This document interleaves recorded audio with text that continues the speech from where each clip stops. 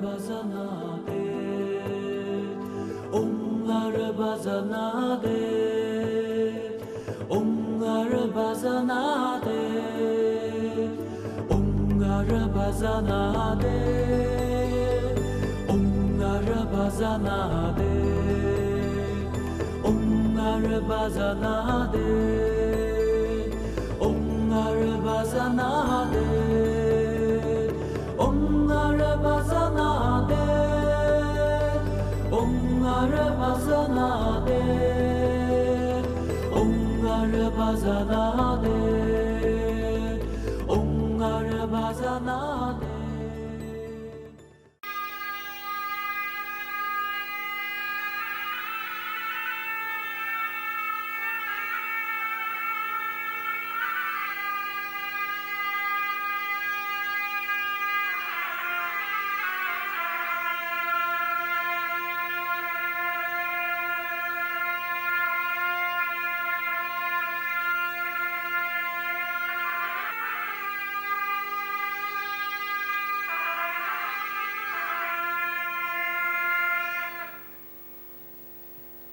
Three prostrations to His Holiness Sakya Trizin.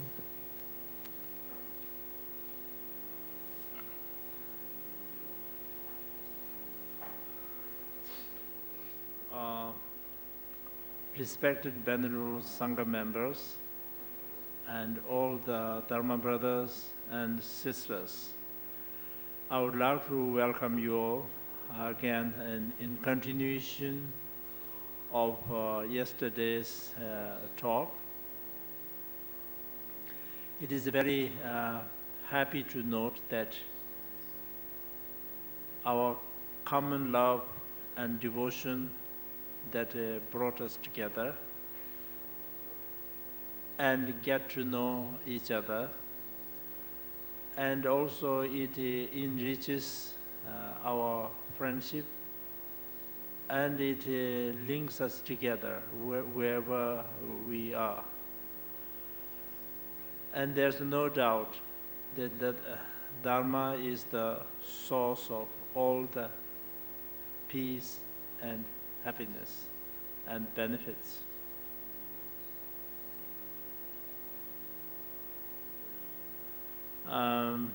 So yesterday I explain you the importance. First step is important to make oneself a better person. On the basis of this better person, then one can become a good spiritual practitioner or the Dharma practitioner. And so therefore now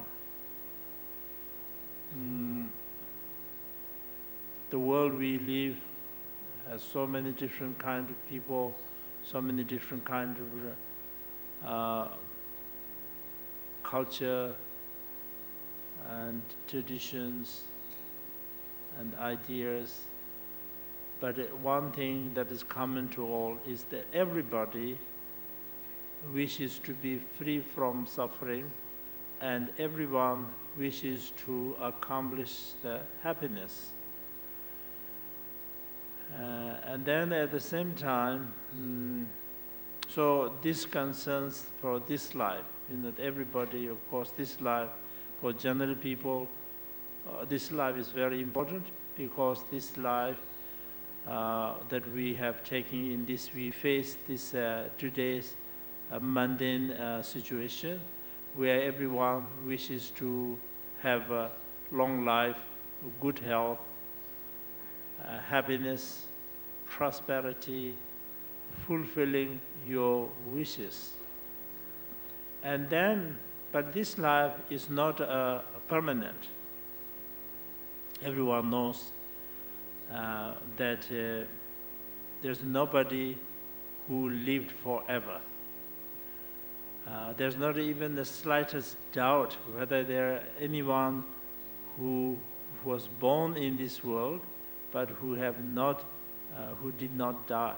So anyone who's born have to die. the Buddha's teaching explains us like all compound and uncompound and compound. So the all compound things are impermanent. All compound means that is depending on the cause and condition is impermanent. And so the impermanent, all compound things are with the four endings. Like end of gathering is separation. People gather, for instance, like here, people gather, and then end of this gathering that we all go separately. So the end of gathering is separation. And the end of accumulation is exhaustion. You accumulate wealth, you accumulate many things, but then it does not remain forever. Eventually, it all, no matter how much you accumulate, that eventually it exhausts. So the end of accumulation is exhaustion. And then the end of height is to fall down. No matter how high you reach the positions, the power, or wealth, or whatever, one does not remain forever. Eventually, no matter how high you reach, eventually, again, you fall down.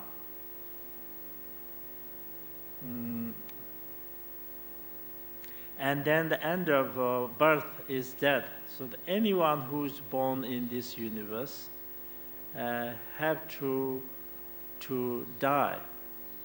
There's nobody who is born but who did not die. Anyone who is born, as long as an ordinary person is concerned, of course, the noble ones, those who have already crossed the worldly level, who have gone beyond the worldly level, of course, it's a different situation. But for ordinary people who are born here in this universe, in this world, out of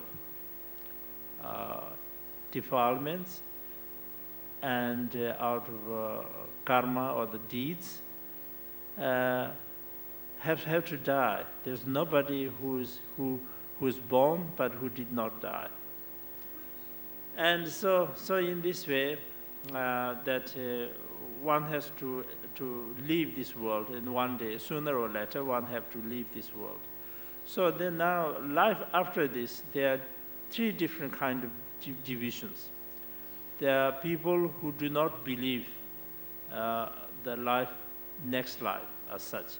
This is the only life, and then end of this, that there's no other lives.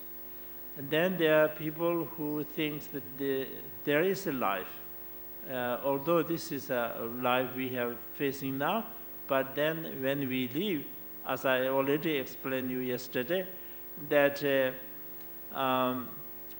our physical body will be disposed in one way or another, but the mental consciousness, which is already invisible, yet it is of course very powerful, could not just disappear. So it will continue. And then there are people who believes that, who do not know, who claims that they don't know. So of course, for the people who believe such things, there's no argument. So the argument is between the ones who believe life after this, next life, and who do not believe life after this. This is the worldly. And the people who claims that there is no next life has no valid or the logical reasons or to prove that there is no life.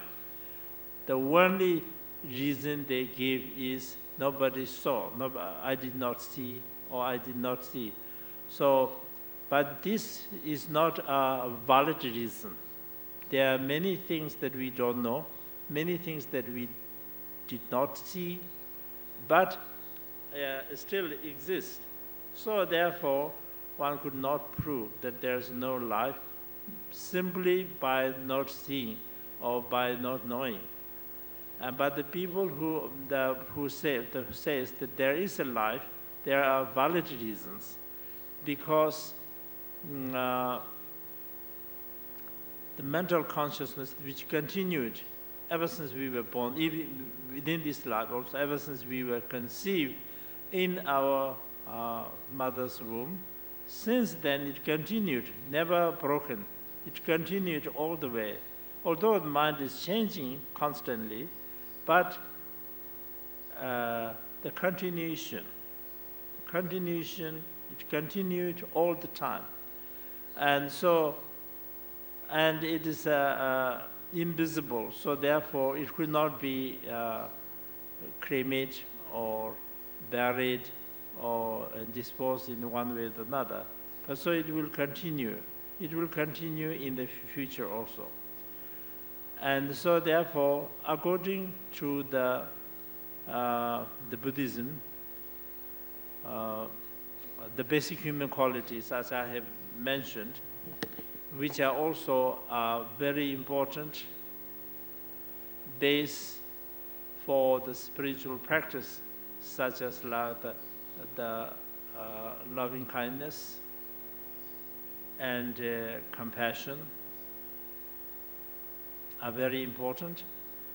But they only suppress the defilements. But with that, the wisdom is absolutely essential. It is said in one of the Shastras that all the qualities, the visible and invisible qualities, the root lies in the wisdom, which means the visible means things that which we can see, the things that we see, the reality, the situation that we face now. And the invisible means things that are not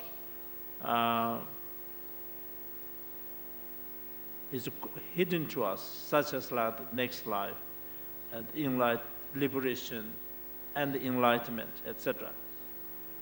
And so, so the root lies in the wisdom. So the wisdom, compassion with the wisdom is very important, because compassion itself alone, compassion is the most essential practice, but it is also important combined with the wisdom.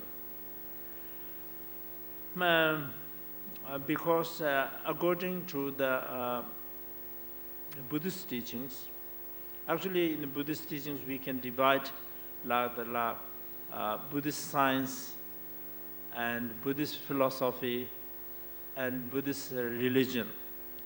Buddhist religion or the Dharma is only for the Buddhist people to practice, like taking refuge, creating the enlightenment mind, etc. And then Buddhist science means the explanation of the entities, the things that which we see now, what ordinary people do not even bother to find out what is the reality. What is the reality beyond all this? What we see, what we hear, what we feel, etc. But more intelligent people try to analyze why we are here, why we have to face, why we see, why we hear, and what is all beyond this, what is the reality. And then the different answers after carefully analyzing them, after carefully examining them, then the different answers. So therefore there are many different philosophies. Within the Buddhism also there are many different philosophical schools.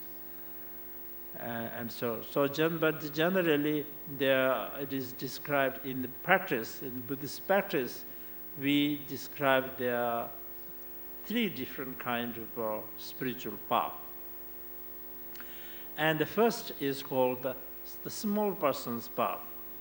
The small person's path means who believes that this life is not permanent. One day that we have to leave this world. One day we have to leave from this body. The consciousness, mental consciousness have to leave. We have to leave everything behind.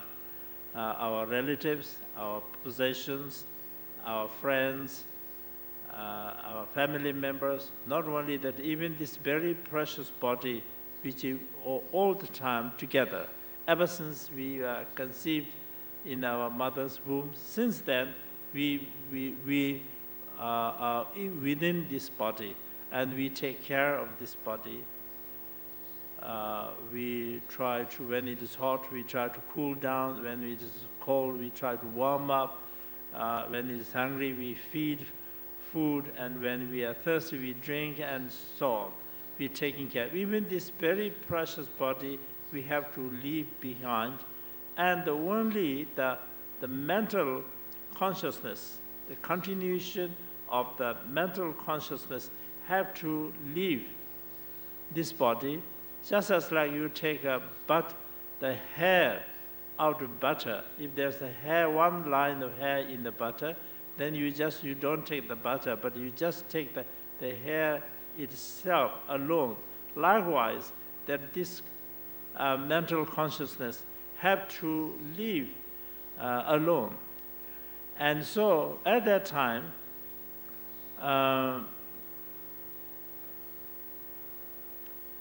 determines where you will go. So now you enter into the next life, and it is not in the hands of the gods or in the hands of deities, but it is one's own deeds, one's own virtuous and non-virtuous deeds will determine where you have to go. So the non-virtuous deeds, the deeds that were created out of defilements or the negative emotions, will cause us to fall down in the lower realms, such as like the hell realm, hungry ghost realm, and the animals realm. And the hell realm and the hungry ghost realm, we are not access. We don't see the hell realm. We don't directly hear, but from the authentic sutras and commentaries explains us in great detail the nature of their place, their sufferings, their lifespans, etc. So from these one can learn very in great detail. But the animals realm, we no need to depend on the commentaries or the sutras. We can see our own eyes that how the animals are suffering. And if we human beings have to face such a situation, it is unbearable. So out of fear of falling down in lower realms, that you continuously wish to be born in higher realms, such as there are three higher realms, 3 lower realms, and 3 higher realms. 3 lower realms are, as I already said, hell realm, hungry ghost realm, and animals realm. And the 3 higher realms are the human realm and the demigods. Demigods means that between the human and God's realm, and then the God's realm. And the God's realm also has many different levels, as there are 3 realms: Kama Dhatu, Rupa Dhatu, and Arupa Dhatu. Kama Dhatu means the realm of desire, which we are also part of this. And this also has 6 different levels of God's realms. Then you have the Rupa Dhatu, which means the realm of forms. And that is a higher state. And it has 4 main divisions and 17 different subdivisions. So together there are 17 different divisions, which are belonging to the what is known as Rupa Dhatu, or the realm of forms. And then higher than that is the Arupa Dhatu, which means the realm of formless, which also has 4 main divisions. So together they are like in this way. So there are 3 higher realms: the human realm, asuras, demigods realm, and the gods realm. So you continuously wish to be born in the higher realms. And so therefore, to be born in the higher realms, that you practice virtuous deeds. You abstain from the non-virtuous deeds, and you practice the virtuous deeds. There are 10 non-virtuous deeds and 10 virtuous deeds. So to be able to practice this very right way depends on the wisdom. If you do not have the wisdom, then you could not practice it. You do not know, first of all, what are the non-virtues, and also you do not know what are the virtues. And so, therefore, you could not practice. So even this very basic or the lower spiritual path depends on the wisdom. Because if you do not have the wisdom, then you don't know. So therefore, the wisdom is very important. And then you have the middle person's path. The middle person's path means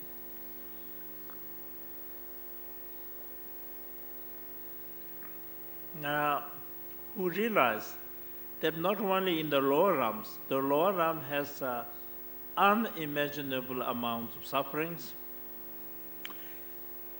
but even in the higher realms, seemingly when we are not examining, when we are not analyzing, it seems like a mixture of suffering and happiness. But if we think carefully, there's not a real happiness. It's all suffering. Not one form of the suffering, or according to the teachings, it describes about 3 different kinds of sufferings. First is the suffering of suffering. Suffering of suffering means sufferings that we normally consider suffering, such as like the physical pains and the mental anxieties, and which are mainly in the lower realms. But also, of course, in the higher realms, we have so much physical pains and mental anxieties and so on. And so this is called the suffering. Then the suffering of change, which actually normally we consider as a joy or the comforts or the pleasures. When you compare to the suffering, it feels like a joy and happiness. But it is only in comparison that it appears like the happiness. But when you carefully examine it, then it is another form of suffering. For example, the person who lives in a very poor condition, in a very poor house, where there are no facilities, hot in summer, cold in winter, wet in the rainy season's time, and filthy and dirty and so on. It's a very uncomfortable place. Such person, if he moves, such person moves to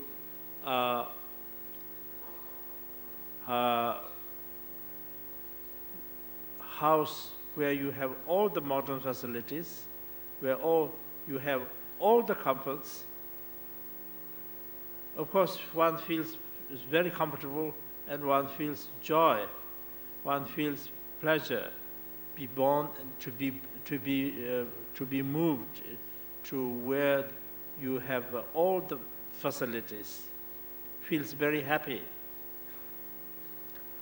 Now, if the facilities are the real cause of the joy and the happiness, then more you stay in such place, the one more should be happy.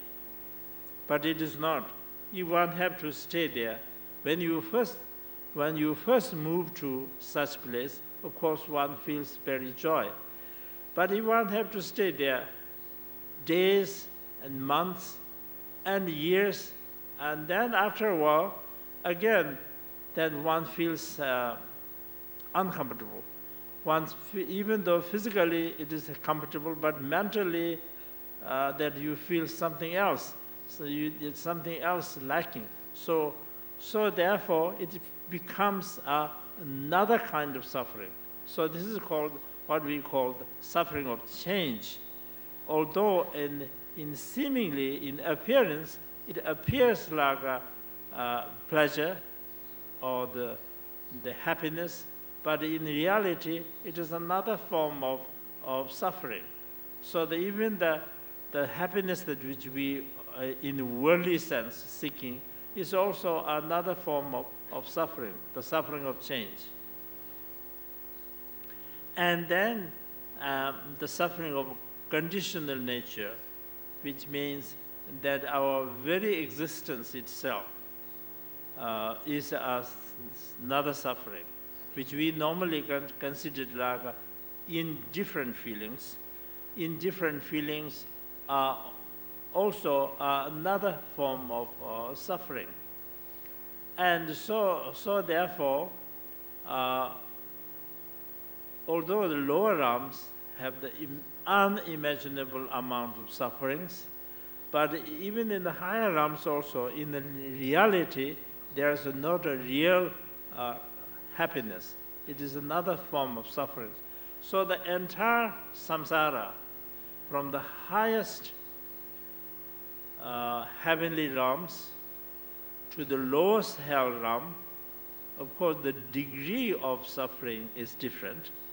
The lower realms have so much suffering, physical suffering, pains, but the higher realms have lesser. But generally speaking, all entire samsara, entire circle of existence is a suffering, and that not a single, as long as it is in samsara, not a single spot is worthy of attachment. And so therefore, one realized this, that one realized that the entire samsara, there's no real happiness, there's no real worthy of attachment, and one wishes to free totally from the samsara and wishes to gain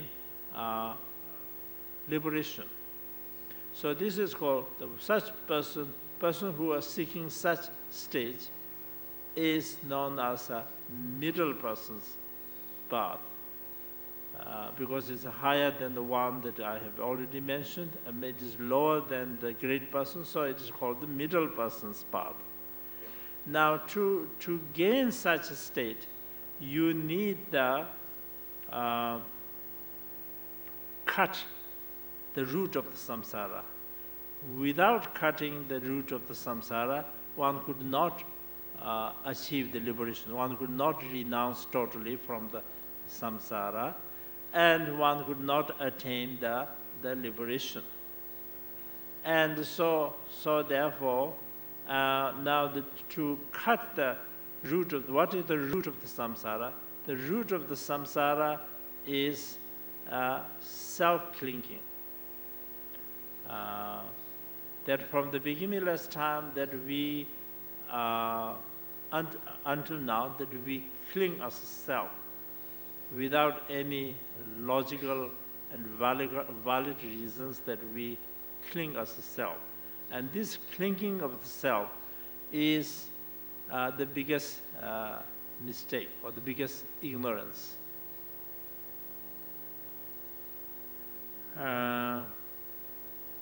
Because when you cling as a self, then there's others. So when you have the self and others, then it rises like attachment and anger, attachment to one's own side, anger to the others, ignorance in general, and so then other emotions, like negative emotions such as like the jealousy, the pride, etc. arises, and then that causes, then you with these defilements that we create karma, we take actions or the deeds, we create deeds, and then we are caught in the samsara. So now to liberate from samsara, to renounce samsara totally, and to accomplish the liberation, that you need to cut the root of the samsara, which is the self-clinging. So to do that, to cut this root, the loving kindness and the compassion alone is not enough. You need the wisdom. Wisdom that realize the selflessness, which is totally goes against the self-clinging. And it is the direct antidote to the self-clinging. So therefore, it is the middle person's path also. This wisdom was very important. Without wisdom, there's no way to accomplish the liberation. When you have this wisdom, especially the wisdom that realize the self-clinging, the selflessness, wisdom that realizes the selflessness, this goes directly against the self-clinging, and so with that one could cut the root of the samsara or the circle of existence, and so with that then one could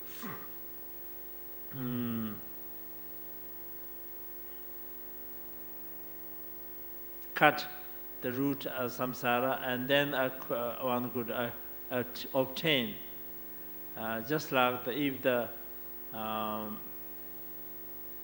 the fuel is exhausted, then the fire naturally dies out.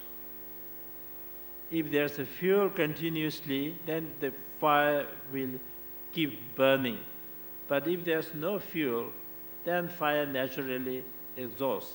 So likewise, if there's no self, if one realizes the selflessness, then naturally the fuels, like the defilements, also exhausted, and then that you are totally free from the samsara, and one could develop, one could obtain the liberation where one is completely in peace, peace in the sense that there's no defilements, so therefore everything stops, and one could be completely in the state of peace. So this is the middle person's path, or the nirvana, what we call the nirvana. And then the third path is the great person's path. The great person's path means that the bodhisattva's path. And that is not only one who realizes that the samsara is full of suffering, and samsara is not worthy of attachment, not a single spot is worthy of attachment. Samsara is just like a pile of fire or like the nest of the poisonous snake, or like a prison. And so not only that one who realized this, but then also who realized that we believe in the rebirth. This is not the only life. We had countless life before, and we will continue to have the life till we attain the liberation and enlightenment, so that we will continuously born and caught up in the samsara. And so therefore, that we realized every sentient being is actually our very dear father, mother, and relatives, friends, and so on. But due to the change of life, that we do not recognize each other, because ever since from the beginningless time that we are in the samsara, so there's not a single place where one is not born, or there's not a single sentient being who did not become our very dear mother, father, relatives, and friends, and so on. But due to the change of life, that we do not recognize each other, and we see some as our enemies, some as our friends, some as indifferent. And that goes on. But in reality, everyone, including our most hated enemies, are also our very dear father and mother, and not only one time, but countless times. Because there's no number as such. We have countless times that we are born here. And so therefore, they have become not only one time, but innumerable times. And every time they have become our parents, and they have given us so much love, so much care, so much benefit. But today, due to the change of life, that we do not recognize each other, and we see some as friends and some as enemies and so on. But in reality, every one of them have become our very dear ones. And so by ignoring them, and then to oneself alone, to care about one's own welfare alone, one's own benefit alone, and to accomplish liberation for oneself, or the nirvana for oneself alone, is not right. Even in the worldly level, for instance,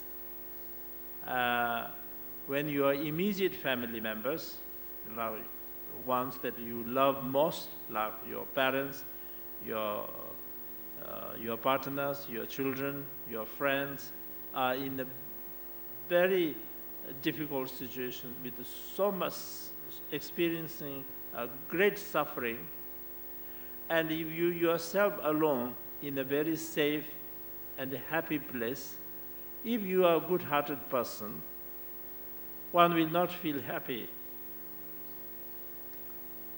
Even though you can't really help them directly, but at least you try to comfort them and try to share their miseries. And you should, instead of being in a happy place, you go to their place and try to help them, isn't it, even in a worldly level. So like that, all sentient beings are our very dear ones, and so therefore to ignoring them, abandoning them, and then to seek alone the liberation is not right. So therefore, the one who realizes that the liberation that you are seeking should not be just for one's own sake or alone. We have to think of all the other sentient beings.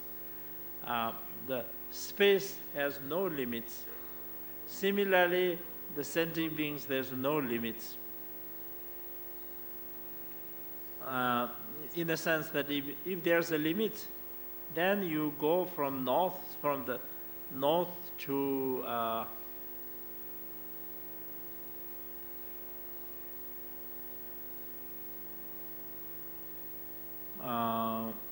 south. If there's a limit that if you go one step, you are further from the north and one step nearer to the south. But if there's no limit, then no matter how many steps you take, there's nothing to be nearer and nothing to be further. So similarly, there's no limits to the sentient being. So therefore, it's innumerable. There's no count. It's a limitless sentient beings. And so all these sentient beings, every one of them, longing for the happiness and longing to be free from the sufferings. But due to the ignorance and due to the lack of wisdom, that they are experiencing great sufferings. Although everyone is aiming for the happiness, but due to the ignorance and due to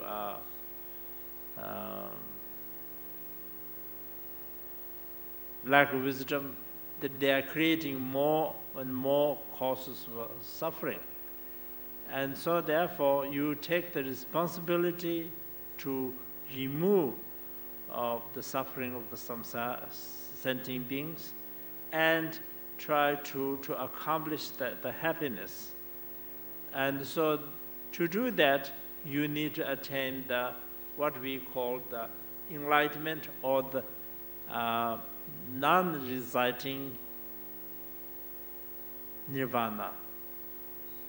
Non-residing nirvana means that there are two extremes. You see, one extreme is the samsara, the circle of existence, which is full of suffering, full of fault, full of misery. Then on the other side, you have the nirvana, which is in complete peace and calm, no sufferings, but inactive. So those are the two extremes. Now non-residing, non-abiding nirvana means above both these two extremes, like samsara and the nirvana. And that is what we call the enlightenment. Because due to the great wisdom that one do not remain, because you cut the root of the samsara, the self-clinging, so therefore one does not remain in the extreme of one extreme, which is the samsara. And due to the great compassion, the loving kindness and the compassion, that one does not remain in the extreme of nirvana also.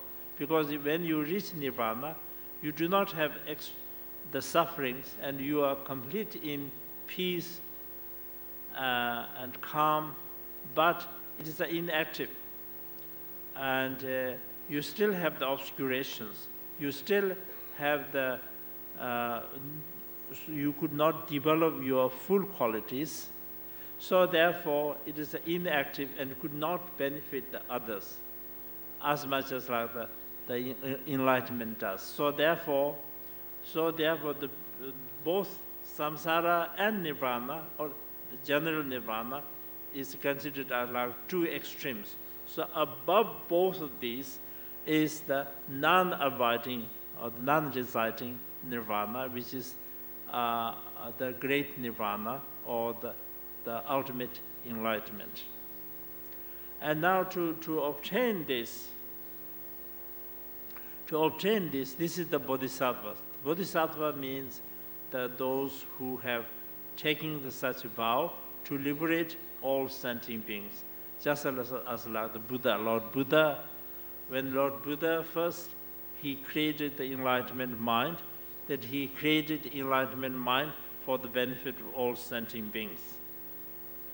And in the meantime, that he accumulated the wisdom and merit he for 3 countless eons, and then finally attain the full enlightenment. And so those who wish to follow the same path, those who wish to follow this path, who have taken the vow to do that, are called the bodhisattvas. And the bodhisattva has those who still bodhisattva who have taken the bodhisattva. So that when you took the bodhisattva vow, then you already enter the race of the Buddha, or the Buddha. You are like on the line of attaining the Buddhahood or the enlightenment. And then this has different levels.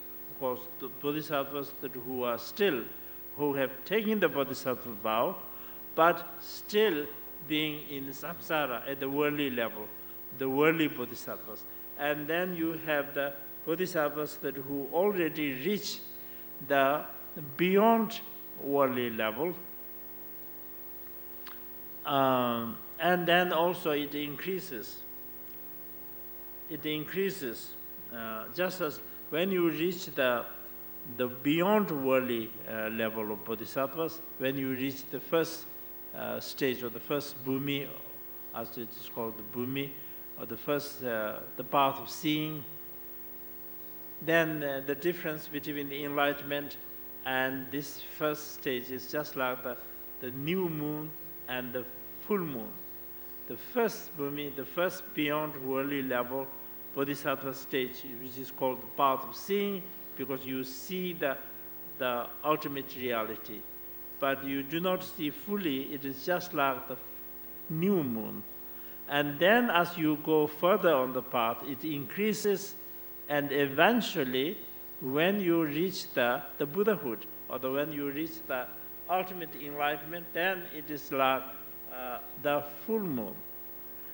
So those who have taken the such path is called the bodhisattva path, and the bodhisattvas have the main practice. The main practice is what is known as 6 paramitas, or the 6 perfections.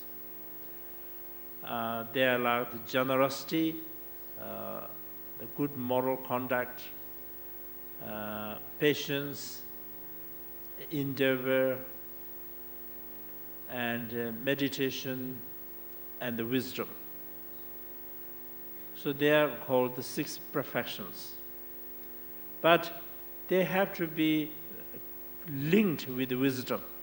Unless and until you linked with the wisdom, they could not be called perfections.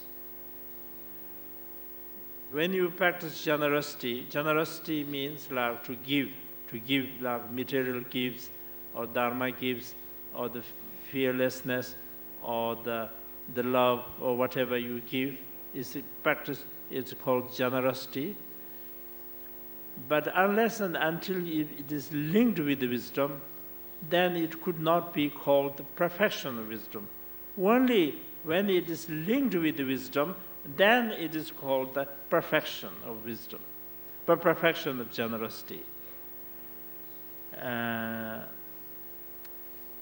Because it is, the example is given, out of 6 perfections, the 6th is the wisdom.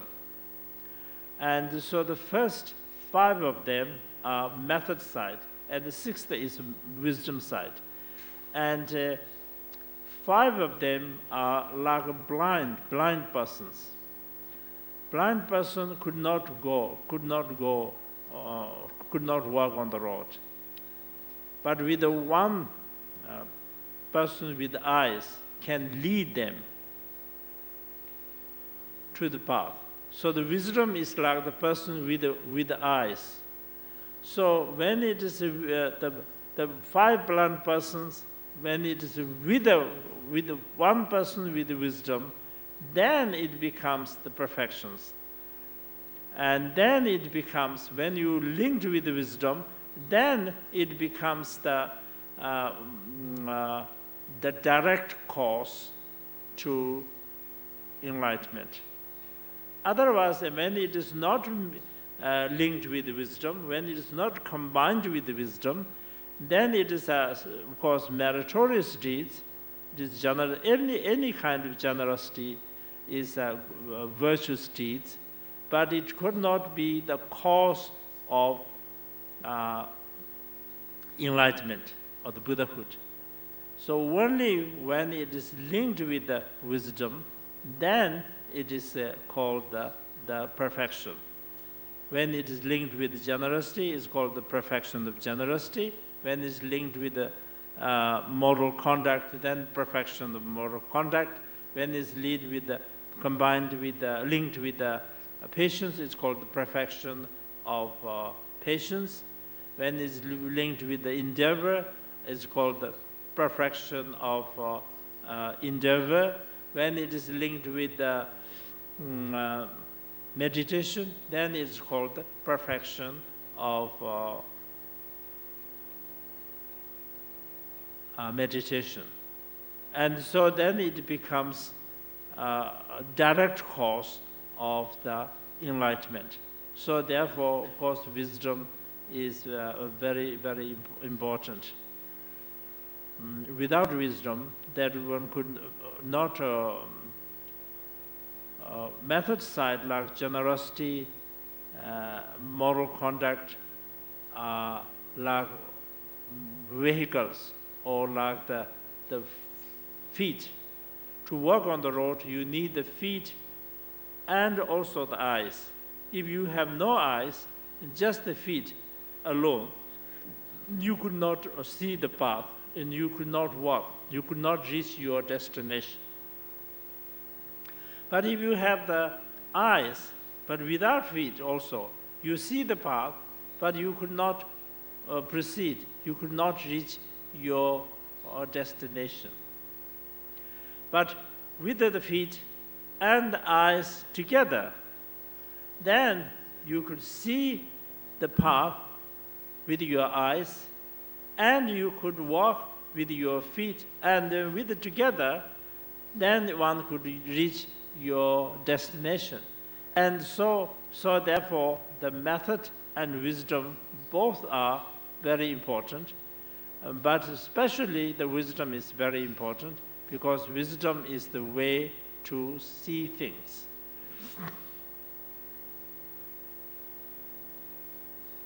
And so therefore, wisdom is, of course, very, very important. And such wisdom that we all have the Buddha, in a sense that we all have the Buddha nature, in a sense, the true nature of our mind is pure, naturally pure, and it's never stained with the obscurations. If the obscurations are in the nature of the mind, then one could never depart, or one could never purify it. Just as like the nature of the coal is black, so no matter how much you wash, that the coal will never become white. But since the obscurations are not in the nature of the mind, and they could be they are only at the temporary, so therefore one could wash with the right method, and then becomes pure, because they are only at the temporary. They are not in the nature of the mind. They are only as a temporary. So therefore, that one could be purified. And so the way to purify it is through the wisdoms. So with the wisdom and method together, then one could reach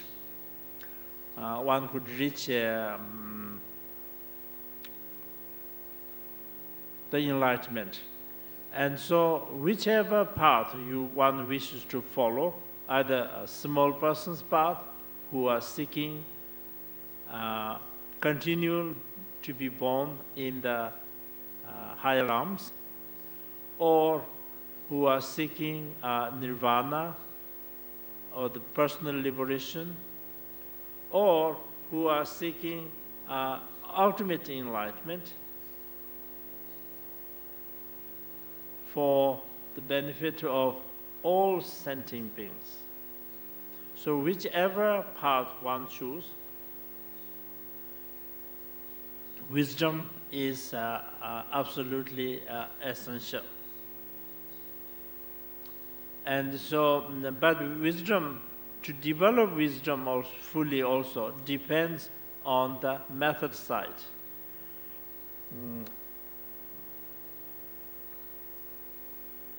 And to develop the method side into perfection also depends on the wisdom side. So in this way, that we need to emphasize. So yesterday I mentioned about, in general, developing our basic human qualities and basic human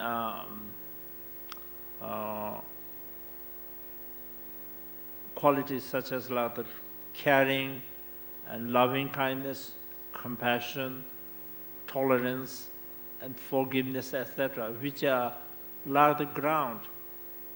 Without this, that you can't build up. So first you have to build up as a good human being that leads a happy life for oneself and also benefiting other beings, not harming other beings, not harming anything. So in terms of, as the result is concerned, the gods are much better, much higher than the human beings. But in terms of base to practice Dharma is concerned, human life is even better than the gods' realm. Because the gods' realm, they have so much enjoyment and they do not bother, that they are fully indulged with joy and happiness, that they do not see or they do not bother to make efforts to enroll or to practice the Dharma. But the human realm, we have the comforts and the joy, happiness, but at the same time we have all the sufferings, the physical pains, the mental anxiety, and fear of meeting the enemies, fear of separating from the loved ones, not being able to fulfill your wishes, not being able to successful, fear of failures, fear of not being able to successful competitions, and all kinds of problems that we face in everyday life. So these very sufferings will cause us to seek spiritual power and liberation and enlightenment. So therefore, in terms of the base to practice Dharma is concerned, the human life is better, much better than the God's realms. So therefore, of course, in the sutras, as well as in the commentaries, that how important to obtain the human life, and especially the human life which is endowed with all the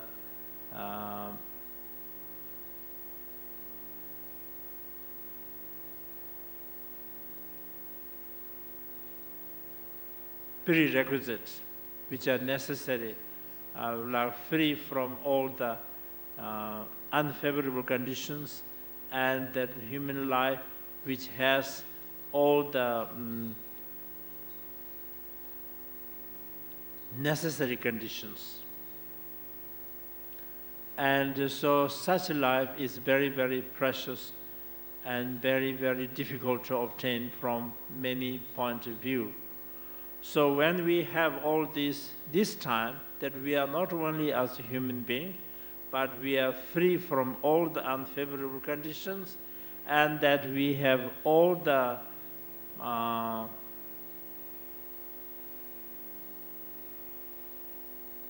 favorable conditions, that when we have to obtain such an opportunity is very, very rare and very, very difficult to obtain. So due to our own merits and due to our own prayers and due to our own aspirations, that today we have got the human life and we have got all the necessary conditions. So while we have this, that it should not be wasted. And we must utilize this very golden opportunity to the best way, so that at least during this lifetime, we must obtain some concrete result. Otherwise, when we have the great opportunity and if we lose this chance, then it is just like returning from the island of treasure with the empty hands. When you return from the island of treasure, you at least you have to bring some precious jewels. Likewise, that when we have all this great opportunity, and if we waste it, if we just pass it as in ordinary animals also, they could pass their lives.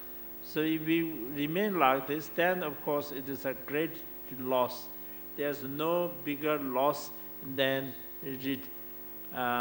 losing this great opportunity. And so therefore one must work hard and one must obtain. And the most important thing is to emphasize on two sides. One side is the method, which is the loving kindness, compassion, etc., which I emphasized yesterday, which are the basic human qualities, which are very, very important. Because when the great Indian master Chandrakirti, when he composed the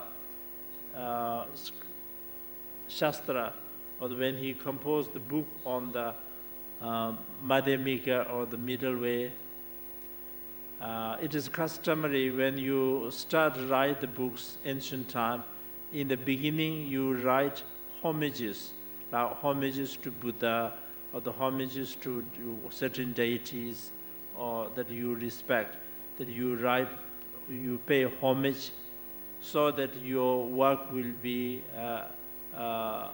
carried out without any obstacles. And future people who will study book will also be able to study without any obstacles.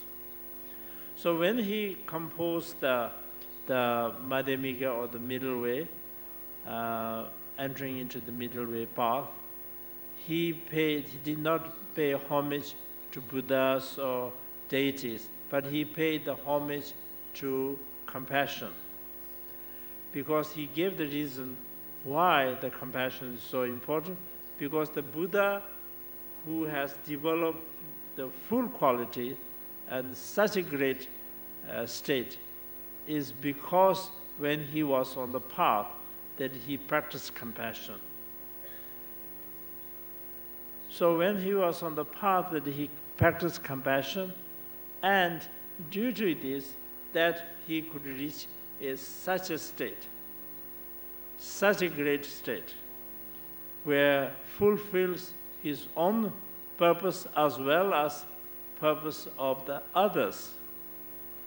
So this is because due to the practice of compassion, so therefore he paid the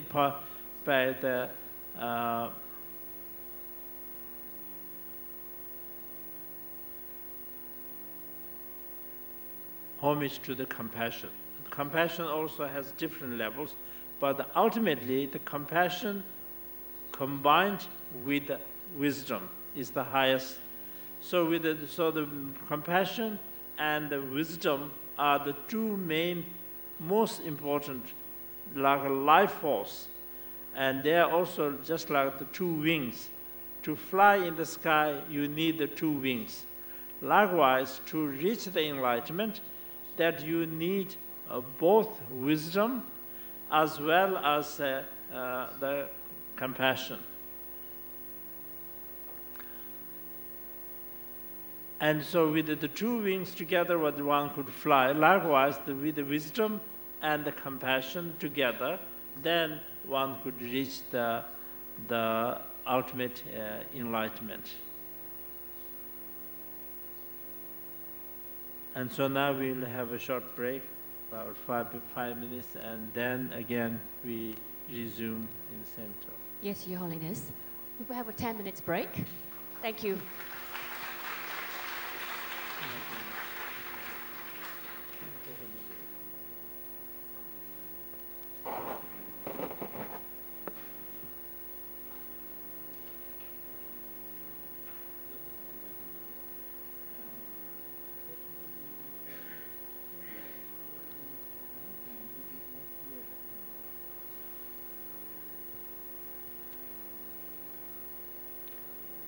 So now to continue the Dharma talk.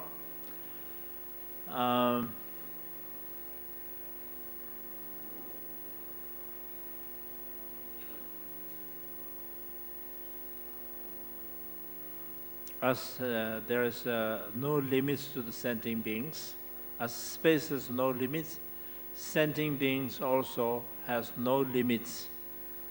So the limitless sentient beings, we all have a different mentality, different defilements, different tastes, different needs, different propensities.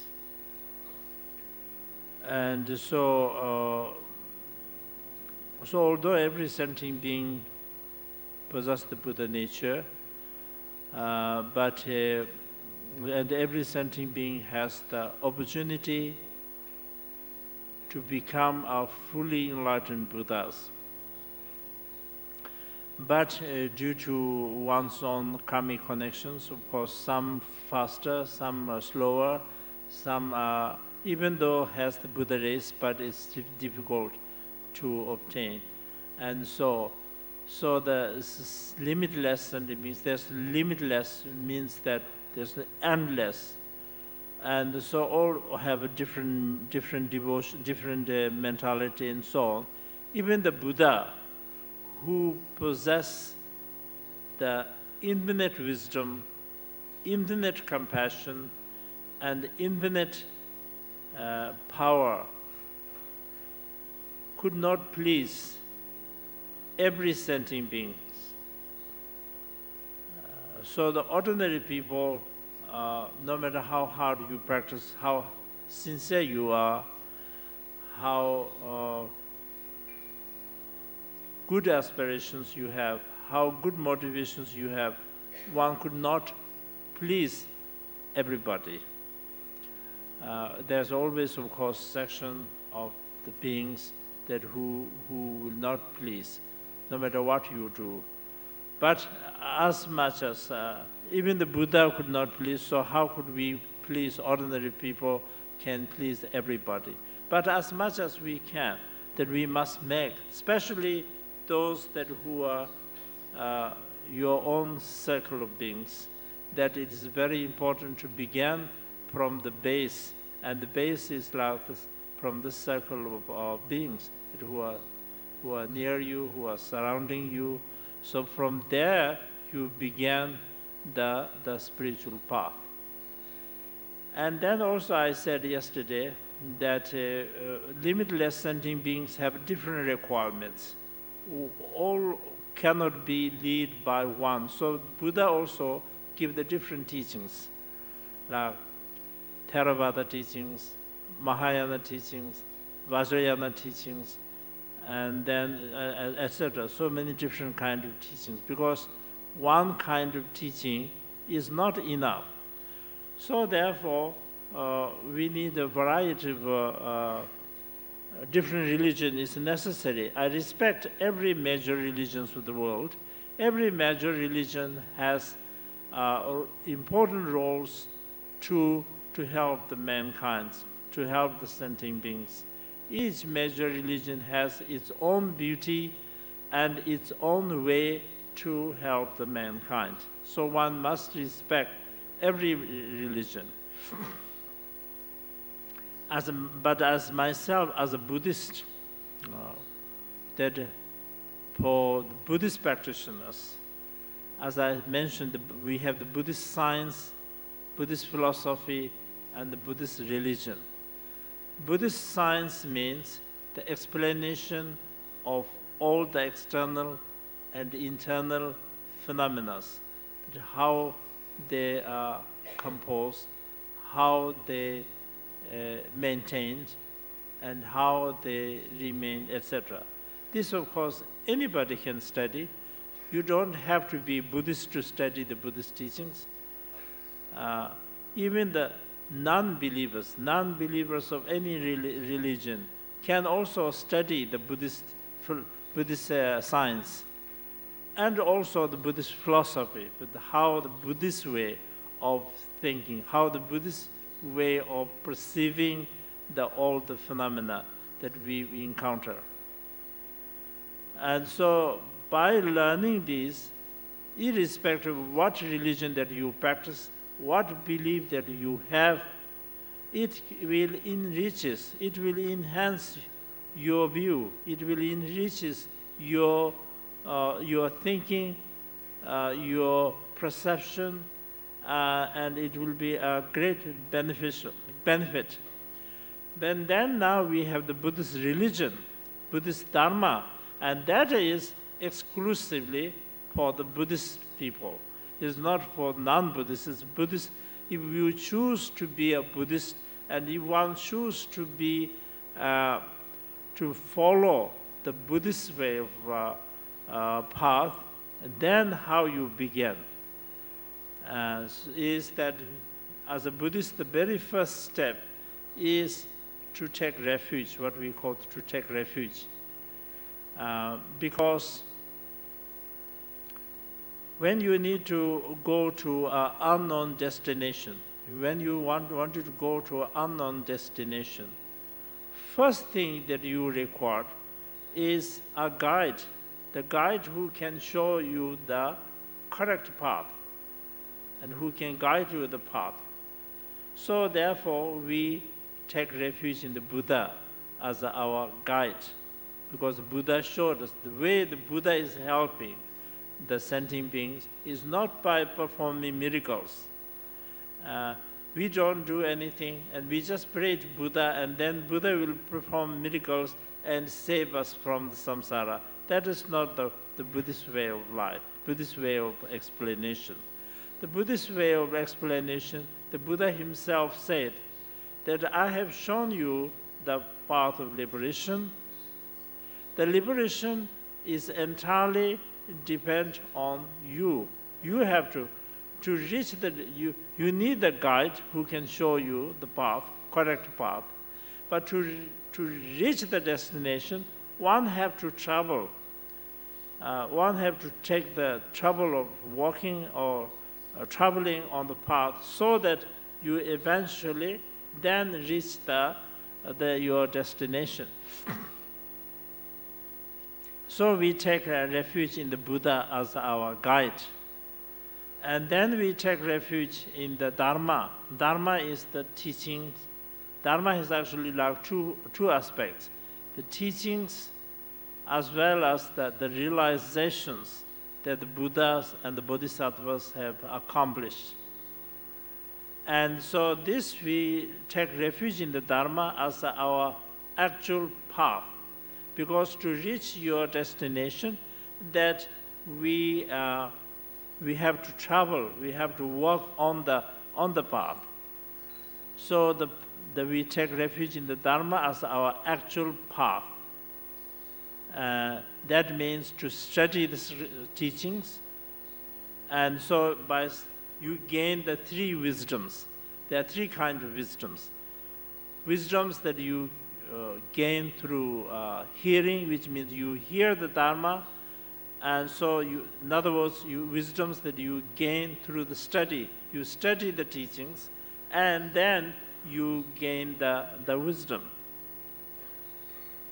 And then another kind is that the wisdoms that you gain through contemplation, means what you have studied, you analyze them, you examine them, you carefully analyze them, and then you convince, and so then through which you gain the wisdom.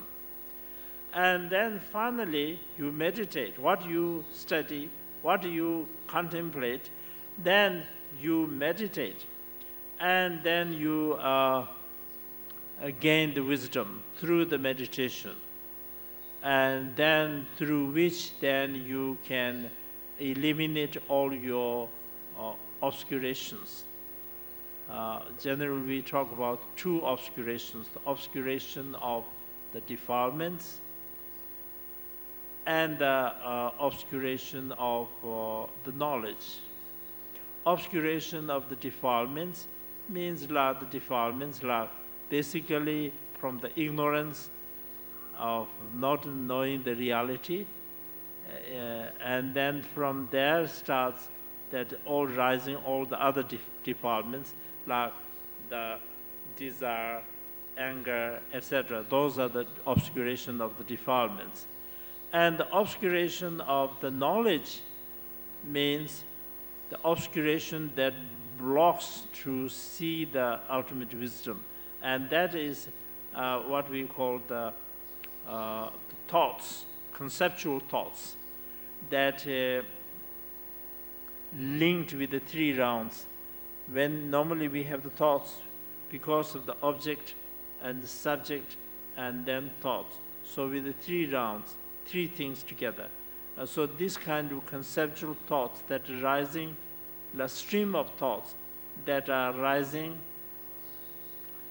from one after another, blocks to see the reality. So therefore, this is a second kind of obscuration. And so with these two things, two obscurations that blocks to see the true nature of our mind. And so therefore to eliminate them, that you need to follow the path. And so we take refuge in the Dharma, and then we take refuge in the Sangha. Sangha means actually communities, the holy communities, the followers of, generally followers of the Buddha, particularly the Bodhisattvas who have taken the path towards the enlightenment. And the true Sangha are those who have already reached the irreversible states. And so in this way that we began by taking refuge in the triple gem or the three jewels, or in other words, the Buddha, Dharma, Sangha. So the refuge also has many different levels. There's a worldly refuge, beyond worldly refuge, Theravada refuge, and Mahayana refuge, and so on. The worldly level refuge has two kinds. Object refuge, object worldly refuge, and intention refuge, worldly refuge.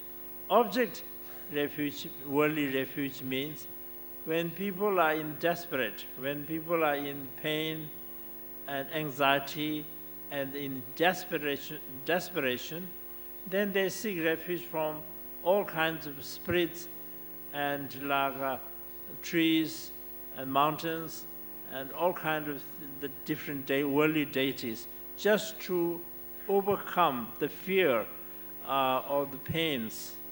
So that kind of refuge is called what we call the worldly, object worldly refuge.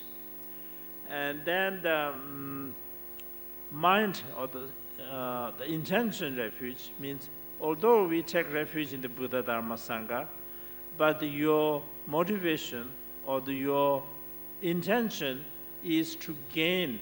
Many people take refuge, many people go to temples, they light joss sticks, they light lamps, because they want prosperity, long life, good health, successful life, etc. So although the object is the correct object, that we take refuge in the Buddha, but your intention is worldly, because you want worldly prosperity, worldly gains, which are actually not worthy of attachment. Because no matter how much power you gain, how much wealth you gain, how much strength you gain in the worldly level, it has no use. It is just like bubbles, water bubbles. It is not worthy of attachment. Just like clinging the mirage as a water. Clinging the mirage as a water, when you see from the distance, it looks like water. So it is said that many of the animals, and the animals who are thirsty, runs to get this, thinking that it is the water, but it could not quench your thirst. Mirage could not quench your thirst. So likewise, that no matter how much prosperity that you gain at the worldly level, it could not fulfill our wishes, or could not fulfill your real needs. So in this way, the worldly refuge is not right. Then beyond worldly refuge also has the Hinayana refuge, or the Theravada refuge, is to seek arhats, or to arhats. So the gain is the Shavakas take main refuge is to gain the arhats. So the main refuge that you take is to the Sangha. And the Pradeka Buddhas take the main refuge is the Dharma. But then the Mahayana, the main refuge is Buddha, because our ultimate objective is to attain the enlightenment. And to gain the enlightenment, that we take refuge. So the ultimate goal is enlightenment.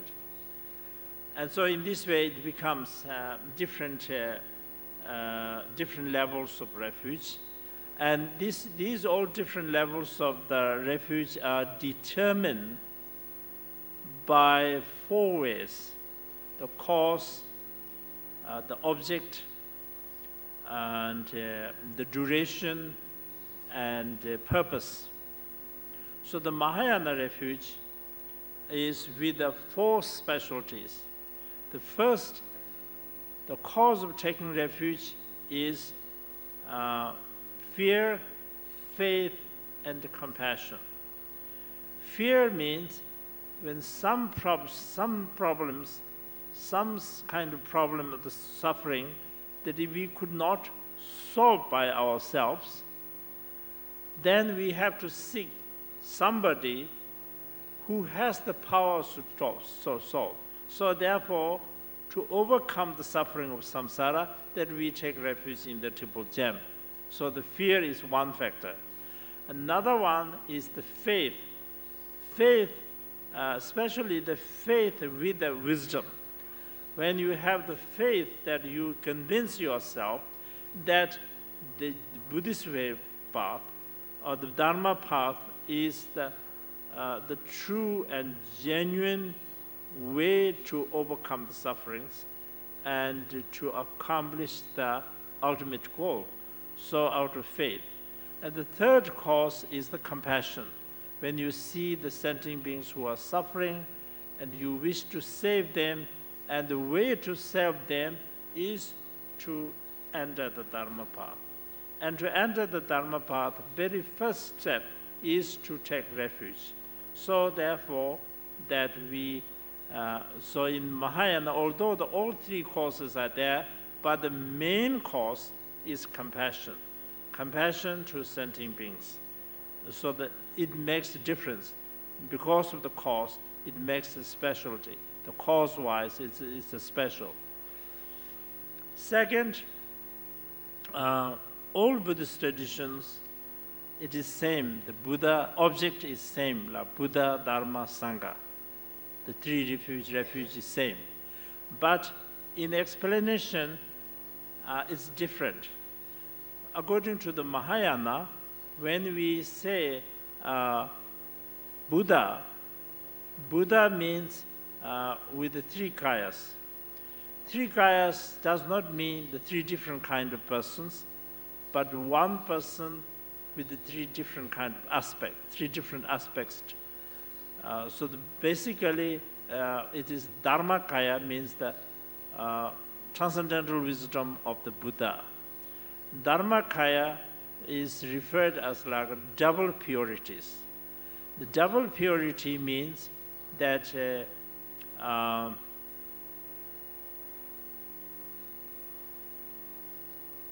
the basic purity that we all have, the natural purity that every sentient being has. Every sentient being, the true nature of the mind is pure. So everybody has the natural purity. But the second purity is the purity that you gain by eliminating the two obscurations.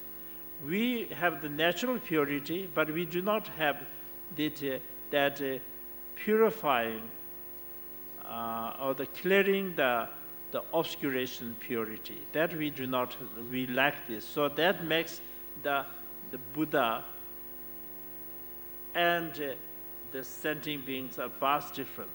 But the Buddhas, through the accumulation of wisdom and merit, that eliminate all forms of obscurations.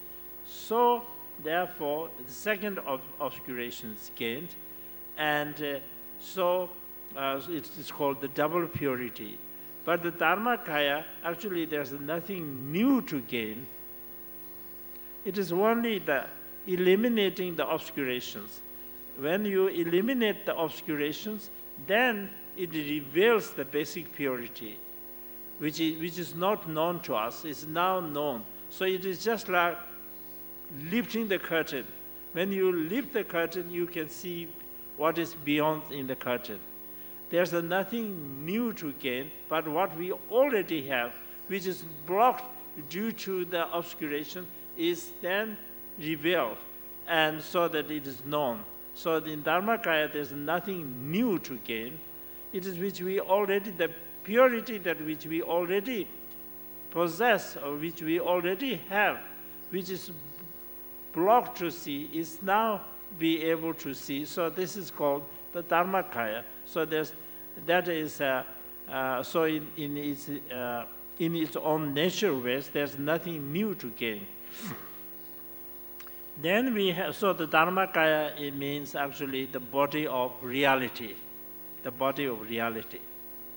And then we have the Sambhogakaya. Sambhogakaya means the body of enjoyment.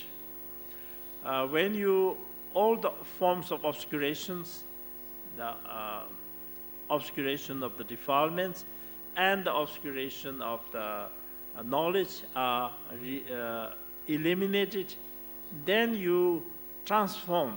Your ordinary physical body transforms into the Buddha's body with the 32 signs and 80 qualities.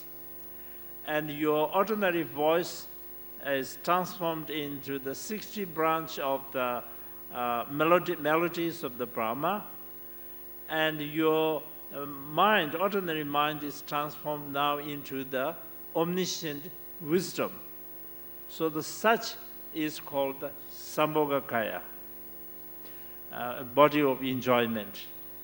And then the third body is called the body of Nirmanakaya, which means the body of emanations. While the Sambhogakaya remaining in the Buddha realm, that he sends emanations wherever, whenever, whatever form requires. Not necessarily even human form, even animals form, man's form, woman's form, ordinary form, animals form, God's form, and wherever, whatever is necessary, the Buddha will appear in this particular form and help the sentient beings. So the Buddha with the three kayas is a special Mahayana explanation of Buddha. And then the Dharma also, as I've already mentioned, Dharma has two aspects, the teachings as well as the realizations that the Buddhas and the Bodhisattvas have gained. And so in this way that is different is the Mahayana teachings and the Bodhisattvas and Buddha's realizations. And then the Sangha also is the true Sangha, are the Bodhisattvas who have already reached the irreversible state, the true Sangha, so that we take refuge. So that makes the object also different from the other traditions. In the Mahayana, the object is like this. And then the duration that we take refuge is from this moment until enlightenment is reached, because our ultimate purpose is to attain the full enlightenment for the sake of all sentient beings. So therefore, we take refuge from this moment until the ultimate enlightenment is reached. So the duration is different. And then the fourth is the purpose. Purpose is not for one's own sake, but the purpose is to for the sake of limitless sentient beings, to save them from the suffering of samsara and to place them to the path of happiness. So this makes the Mahayana. So those who wish to take the Buddhist path, the very first step is to take refuge, and especially in the Mahayana way of taking refuge is like this, with the four specialties. And then from there you begin the Bodhisattva path, and then you create the enlightenment mind, and then you practice the six perfections, and you proceed further and further, and that eventually then that leads you to the ultimate enlightenment, where one gains the three kayas and inexhaustible, never ceasing the wheel of activities. The Buddha's activities, as long as samsara remains, the Buddha's activity will remain, never cease in one form or another. So with this now I conclude my talk, and I would like to thank everyone, especially the Pure Land Marketing, and also our own Sakya Trizin, and also all the people who worked in many different ways, many different forms, who worked very hard organizing this event. So I would like to take this opportunity to thank everybody.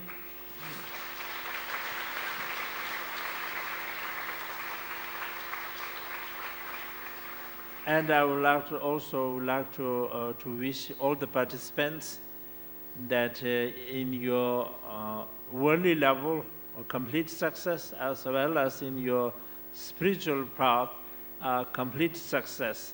And may the blessings of the Buddha, Dharma, and Sangha be with you now and always. Thank you. We rejoice and thank you, Your Holiness, for the precious teachings. 我们也非常感恩法王这么珍贵的佛法开示。Well, we'd like to thank you for all the questions we received, but quite many of the questions. So in the interest of time constraint here, we like to give priority to questions really that relates a lot to the talk based on compassion, wisdom, and freeing of heart and mind. So I have got a few questions, Your Holiness. I will just read out from the, is it okay? The first question, partly we felt that out of compassion because of this talk, we like to raise this question on behalf of a parent, and the question is, my 5-year-old daughter asked me, where is Buddha and how to talk to Buddha. How should I explain to my daughter? So, actually, Buddha is not in a specific place, but it is in the ultimate wisdom. Ultimate wisdom, which I said actually everybody possesses the Buddha nature. Everybody's has mind has the Buddha nature, which is the Dharmakaya, which we fail to see because of the obscurations. But when we eliminate the obscurations, then the Dharmakaya, or the true, the body of reality will appear. So the Dharmakaya is actually everywhere, everywhere, as vast as space that the Dharmakaya is also covers. Thank you, Your Holiness. I'd just like to mention again, there are some questions, not questions, a command. So we will probably see how we're going to manage on the time, okay? The next question, Your Holiness. The next few days, Your Holiness is giving us initiation at the Sakya Temple Link. It's very rare chance to receive the initiation. My question is that, is it proper to receive the initiation without knowing the meaning and the deity of this initiation? Can we get the essence of the initiation? And is there any commitments? It all depends on the one participants. Initiation you can receive at different levels. Of course, the real initiation with the full understanding from the participants as well as the one who are giving the initiation. But then at the same time, it is difficult for everybody to understand everything. But so as long as you have the sincere devotion and right motivation, then from initiation is just like planting a seed on the fertile ground. And then depending on so therefore, of course, even though you don't understand fully, during the initiation, actually, we try to explain what are the meanings. And so if one receives them, it will certainly, if you have the right motivation, it all depends on the participant. The most important thing is that one must have the right motivation, because initiation is the highest level of teachings, and so to do that you must have the right motivation, that is to seek enlightenment for the sake of all sentient beings. Third question, are deities and protectors same as gods? How can they also able to practice in a realm of exquisite enjoyment? You see, God is actually has many different meanings. When we talk about the worldly gods, like the gods of realm, gods of realm of forms, and the gods that are residing in the realm of formless, and the gods residing in the karma dhatu, or the realm of desire, these are the worldly levels. They are better than human beings, but they are still in the samsara. So according to the Buddhist teaching, there are many different gods. These are worldly gods.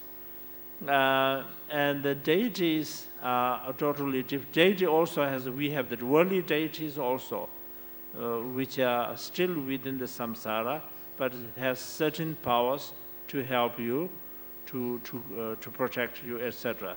But the beyond worldly deities are not a god. They are referred as like, either you can call gods, the big the gods, or like the Buddha.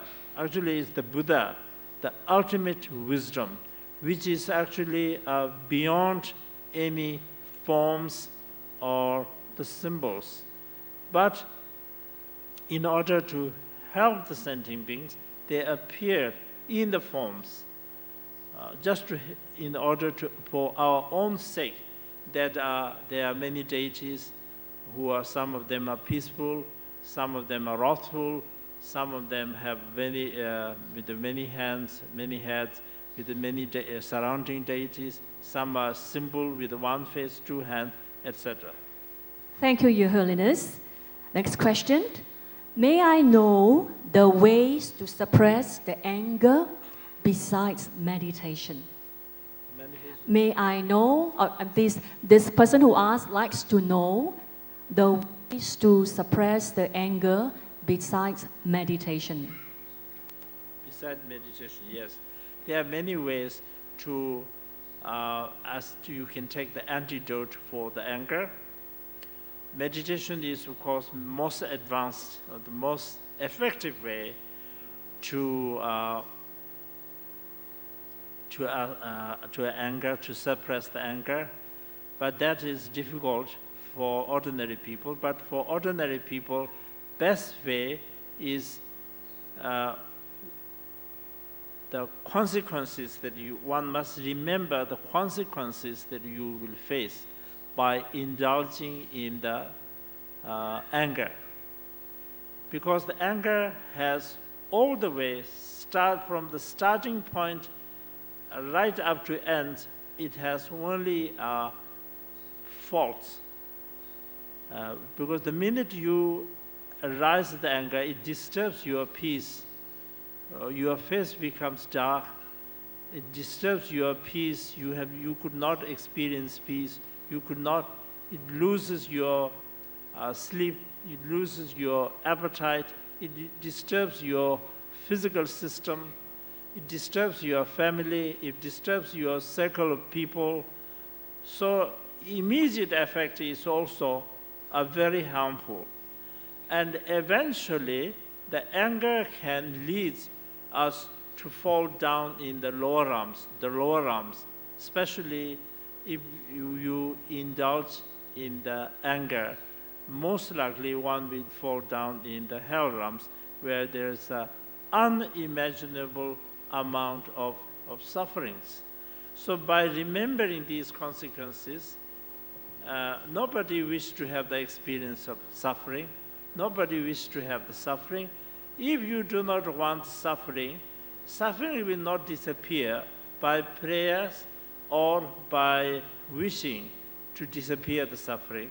But suffering will disappear only if you suppress the anger, if you abstain from getting anger.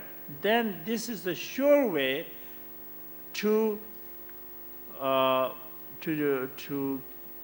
overcome or to eliminate the sufferings.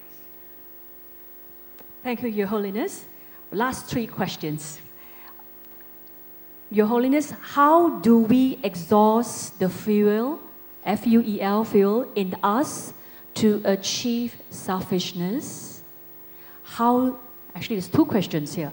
How do we deal with our 5 aggregates, skandha, which associate with this I? So, question 1, how do we exhaust the fuel, F-U-E-L, fuel, in us to achieve selfishness? Selflessness, to achieve selflessness, causing confusion. Because all the fuel is rising. Fuel is actually the defilements. And the defilements are rising from the self-clinging. Because when you cling as a self, then there rises the desire, anger, pride, jealousy, etc.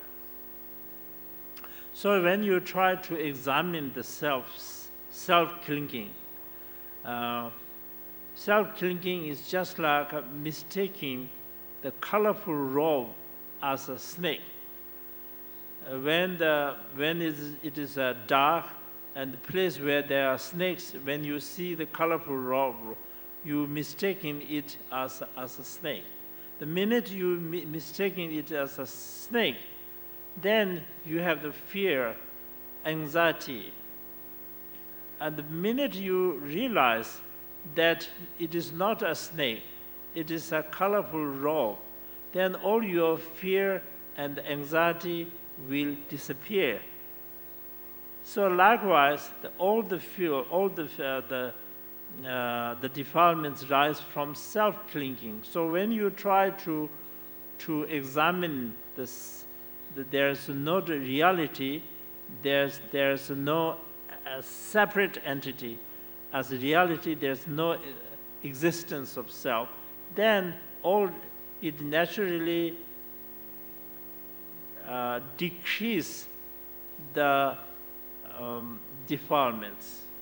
And the defilements are exhausted, then it's just like the exhaustion of the fuels.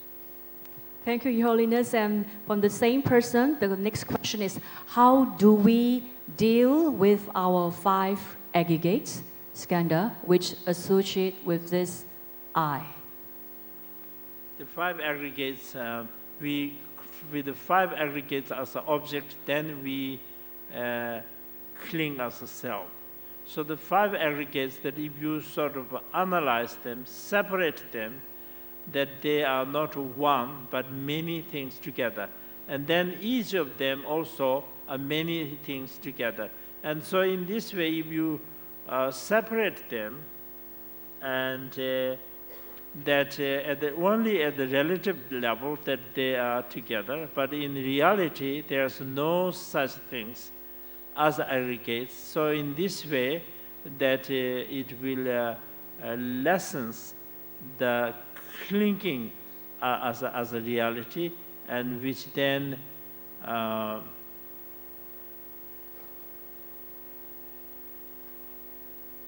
will lessen the strong clinging as a real. Thank you, Your Holiness. And second last question, is Buddha nature a name for the mind quality of emptiness and luminosity? Yes, the Buddha nature is actually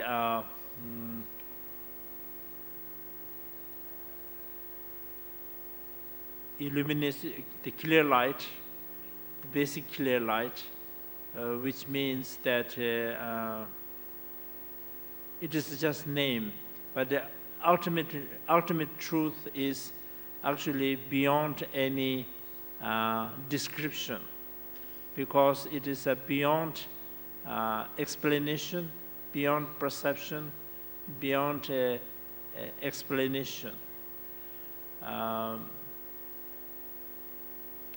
Yet it is the true nature of all phenomena, and it is never rising or never born, never, when something that is never born could not reside, something that does not reside also never cease. At the same time that it is there, and it is it is nothing to be realized, yet to realize such truth is the ultimate goal. Thank you, Your Holiness. And last question, but not the least, Holiness, can you please share with us your thoughts on Guru devotion? In all the Buddhist traditions, Theravada, Mahayana, Vajrayana, spiritual master is very important. One must examine. One should not take the spiritual masters just by straight away. From the disciples' point of view also, first must examine who are the genuine teachers, genuine masters. Masters also examine the disciples. And so when you convince each other by examining, then one could establish the guru-disciple relationship. And once you have started, once you convinced that it is a true master, and then that can give you the true path, then once you start it, then it is very important to keep this pure relationship in. And so in the Mahayana tradition, it is said, Guru is like a Buddha, because we are not fortunate enough to see the real Buddha or hear, but through the spiritual masters, that you can hear the Buddha's teachings, and so therefore one should look upon one's spiritual master as like a Buddha. Thank you, Your Holiness. We are extremely happy and really very happy this evening and this talk on freeing of heart and mind. So namde namje sirvanye namde nyebe janam banje de yega naje balon chuba sibe tsole jo rasho dembe vajur lame shave den tenzin jibu sadin yongla dembe jinda ngadan jirba demba yurin nebe joshi. Thank you, Your Holiness.